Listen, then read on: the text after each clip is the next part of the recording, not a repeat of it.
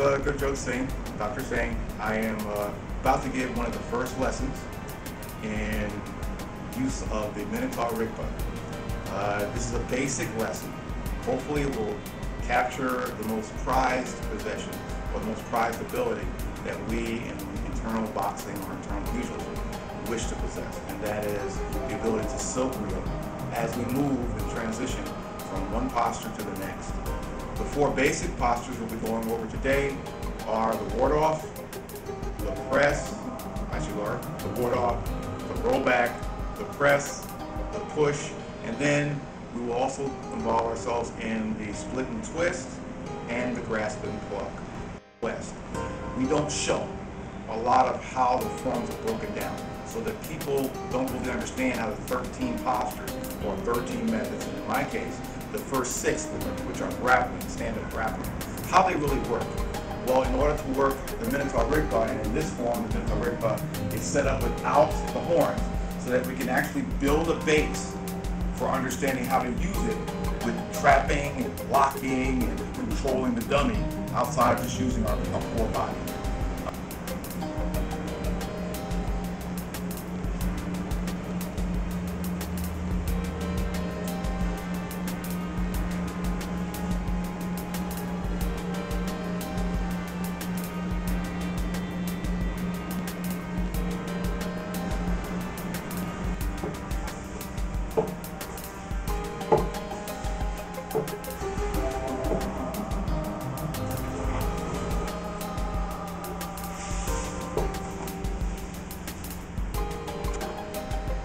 This is a bottom-heavy piece that allows us to mimic its movements. It has a strong base and root, which allows us to have a strong base and root. If we don't, we will fall and not be able to find it. In my case, I've been doing it so long, it's hard not to find it. When it moves, I move. We'll go over that today. Quickly, let's again show how we use the movement and form without a partner.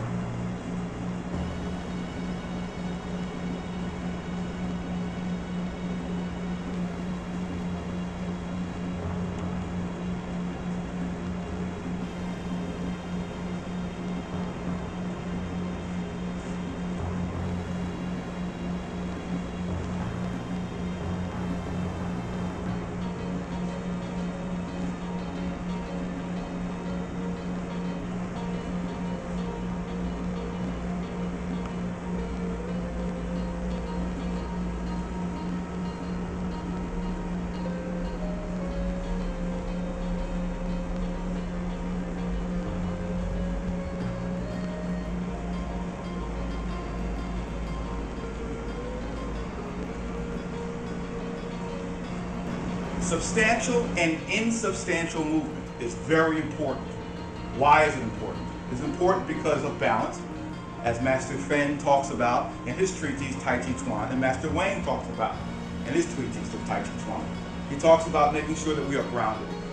If we mirror this motion, we realize that the balls of our feet are very important. Our chest is sunken. Our shoulders are relaxed but rounded. Our chin is down.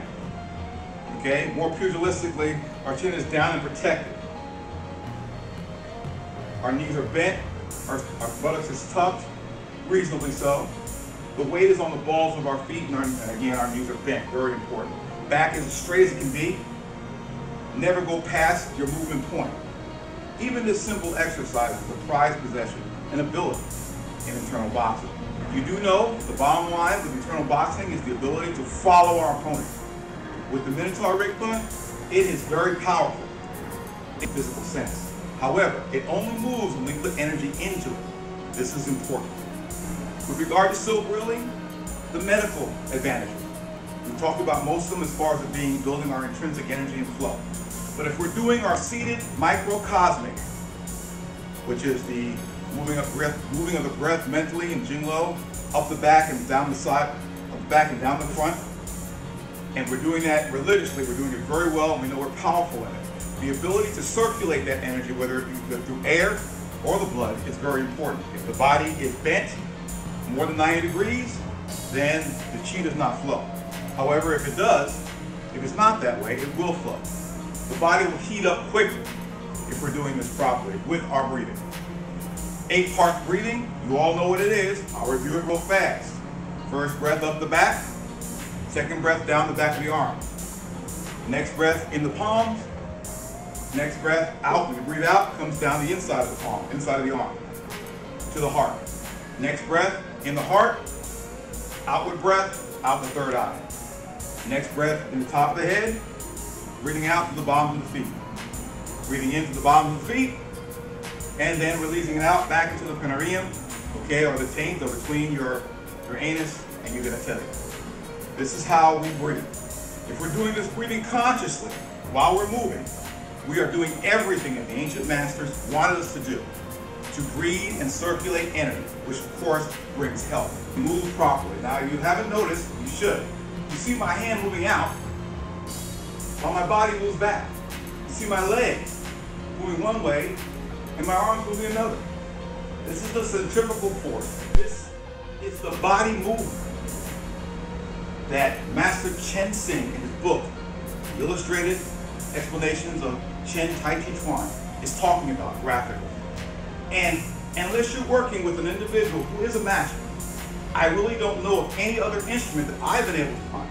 There might be some out there, but that I've been able to find that teaches me how to do this unconsciously in order for me to stay with this thing in a rhythmic manner. And we do know the rules of rhythm, the rules of internal boxing. The general rules are we must be sunken, centered, circular, and rhythmic. If we do these things, we are now engaged in the confounding round.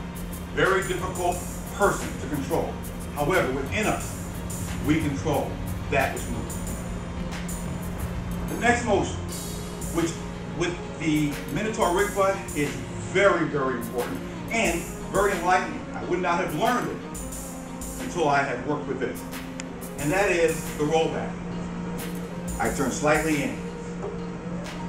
Just slightly in, folding my body, letting him know I ain't going anywhere. Can't be pulled off once it's that way. My next motion is my other body, which brings me back this way. Now, if you notice, forearm and hand, this way is shoulder and arm. I use every part of my arm to fold him back, to roll him back. Here, roll him back. The whole shoulder is used if I can. I would have never thought of doing that without this motion. But the effortless of energy, want to use the least amount of energy as possible, brought this to life. Also, the spinning of the toe. In boxing, Western boxing, this is a very important technique. The ability to turn the hip with everything you have, but also, important is substantial and insubstantial movement. To sink the weight into one leg and one leg alone, making that one leg, in this sense, my right leg, substantial,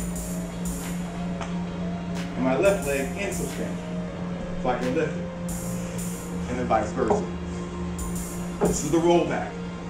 Beautiful technique, allowing the individual to free himself by sealing the elbow when the hand is on it, moving back, and pushing it to the side. Believe me, it works, and as far as a physical exercise, amazing. The next motion is a press. We all know the press, very important, and it goes two ways. I love it. You can go this way as a push, or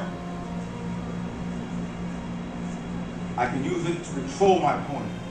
Now, without the arms, or I should say the horns of the Minotaur, okay, this is not as easy to do. And that's why we do it in the basics. It being the third of the four grappling techniques, stand-up techniques that are known to Tai Chi Chuan Adepts.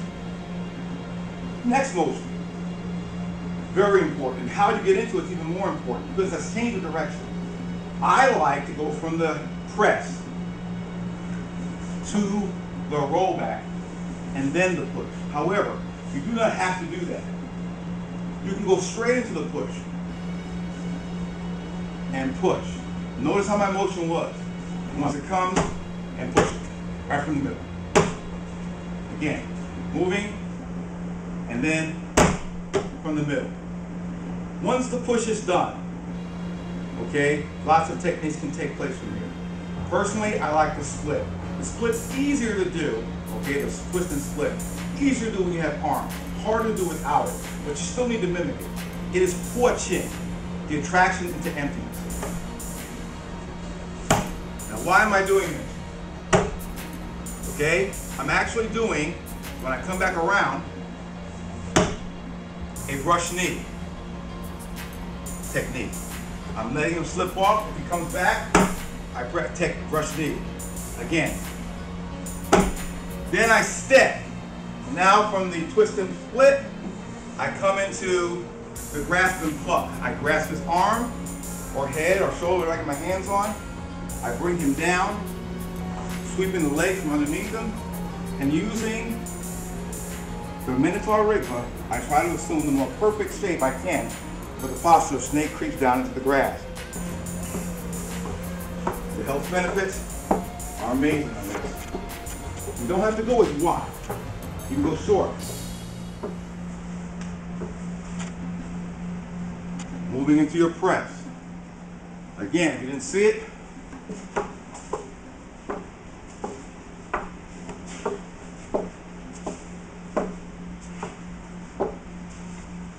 moving into your press.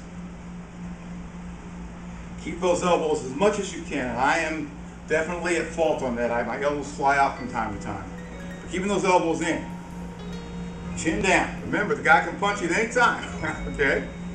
And then doing your motion. And then, of course, your push. Mine is a nice, quick, sharp because my elbows are in, so I can just pop them. Nice, sharp. Nice and sharp.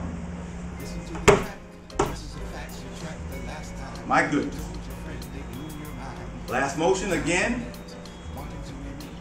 I'm going to split and twist. I'm going to allow it to actually rock back on me. Move out of the way. Watch chin. Allow it to split. Let it go. Here and then down. Now we grasp and pluck. And then back. All right, let's see if we can get it together. Let's see if we can make a nice, smooth transition.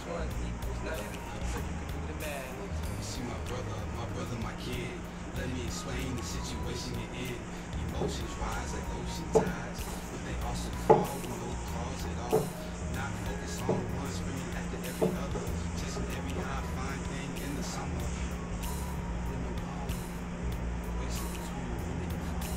Listen to the track. Faces of facts reflect the last time. When you feel the friend, they blow your mind. The first time we met, wanting to meet just to do it again. Listen to the track.